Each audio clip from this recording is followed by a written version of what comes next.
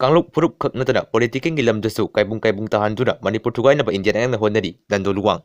Manipur da pi alakani heba thajade MLA Karam Sam.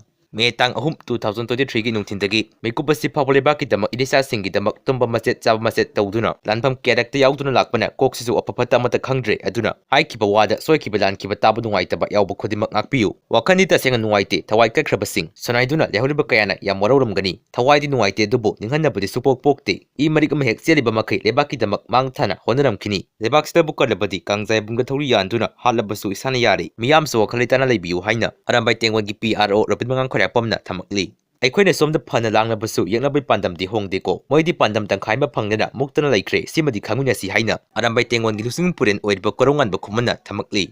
Biwasida Lebadukan Amagi among the Kamba, Gari Petri Franki Taurumba, Ama Pare Heidi, Taudo Sinolam that the Tokibani. Sunday the FMR border fencing Mayokta, release at Cray.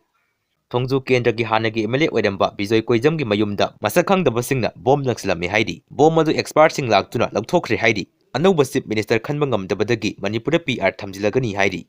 Ngarang Kukigi Bankara Mei Chakhre, Chief Minister Pham Thadoklaga Kuki-Zo gi demand Ahongba Leite, MLA Paulian Haukip. Manipur si Semilo Leite ba khwaidagi pikpa pen state amani Oza Himanta.